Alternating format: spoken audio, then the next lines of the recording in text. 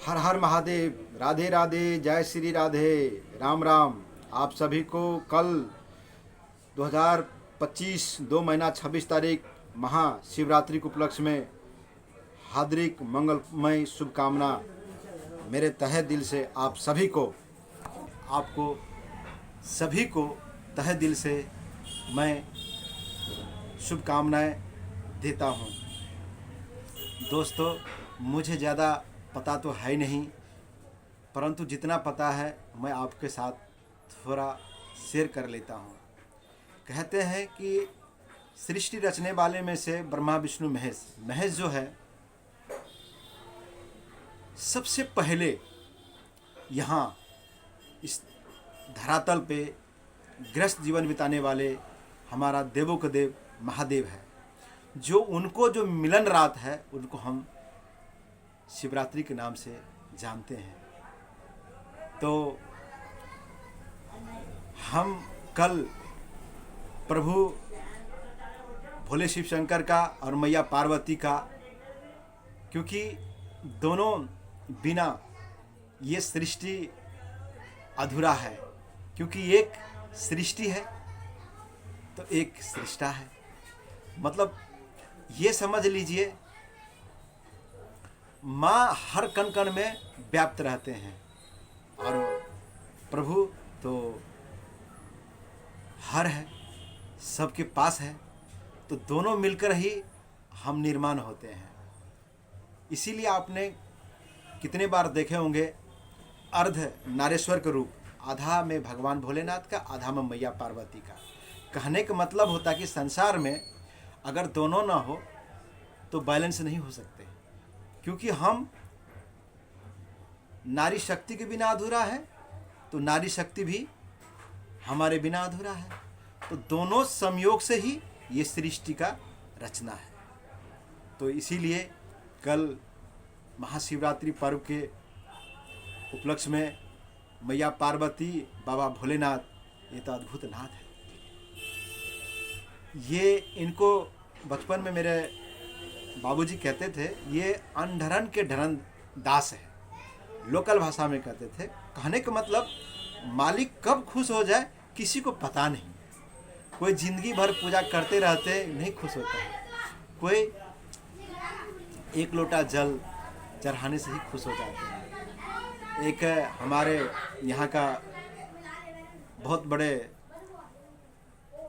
भगवान भोलेनाथ का कथा बांटते हैं, प्रवचन देते हैं।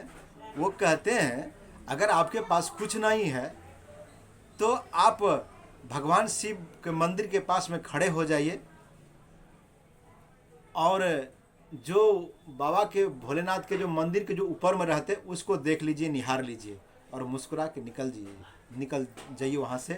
तो बाबा उसमें भी खुश हो जाते। तो बताइए हमारे नाथ कैसा है, कैसे खुश हो जाते हैं। तो कल आगमनी करिए मालिक को आने का, और सब जाइए और एक लोटा जल ना भी हो तो उनके सामने में बाबा के दरबार में मुस्कुरा के आ जाइए। बस नाथ मेरे आप सभी को कल्याण करेंगे, मुझे परम विश्वास है उन पर। क्योंकि मेरे दोस्त, ऐसे कहना नहीं चाहिए, मुझे रोना आ जाएगा, क्योंकि जब मालिक जो दर्शन दिए थे मेरे पास कुछ नहीं था। हम लोग जब आए तो मेरे पास खाने के लिए कुछ भी नहीं था मेरे भाई। मैंने अपना बाल बच्चों के लेकर ही आ गए थे दिल्ली में, और जब वो दर्शन दिए तब से जो हम लोग को कोई चीज़ का कमी नहीं रहा। क्योंकि मुझे विश्वास था, जब मैं निकला था तो मुझे जो भी चिर परिचित का था वो भी मुझे धोखा दे दिया। बड़ा कष्ट हुआ, परंतु जब वो ठान लिए जब से, तो हम लोग को कभी भूखे नहीं रहना पड़ा। और इतना तो मैंने कभी ज़िंदगी में सोचा ही नहीं था। तो वो मेरे मालिक हैं। तो मैं यकीनन कह रहा हूँ, आप दिल से उनको याद करिए। अगर आपका जीवन न भर जाए तो फिर बता देना, क्योंकि मैं ज़्यादा कहूँगा कि उनको याद आ रहा है, मैं बोल नहीं पाऊँगा आगे। लेकिन आप इतना मान लीजिए कि मैं जो कह रहा हूँ ना आप सिर्फ याद कर लीजिए, चाहे किसी के नाम से याद कर लीजिए, चाहे हरि के नाम से याद कर लीजिए, चाहे मैया पार्वती के नाम से, गौरी के नाम से, भोले शिव शंकर के नाम से, कृष्ण के नाम से, हरि के नाम से, जो दिल करता है आप उसके नाम से चर्चा कर लीजिए, क्योंकि सब में है, बिना हरि हर के तो कोई संसार नहीं है। इसीलिए मैं कह रहा हूँ, इतना कहते हुए आपसे फिर मिलने की वादा करते, साथ में आप लोग कल अगवानी करिए। महाशिवरात्रि पर्व में फिर पुनः मैं आप लोगों को नमस्ते डॉक्टर साहब, आप लोगों को फिर अगवानी करने के लिए मैं अग्रसर करता हूँ, प्रणाम करता हूँ। फिर मिलेंगे, दिल से मिलेंगे, तब तक के लिए हमें इजाज़त दीजिए। धन्यवाद।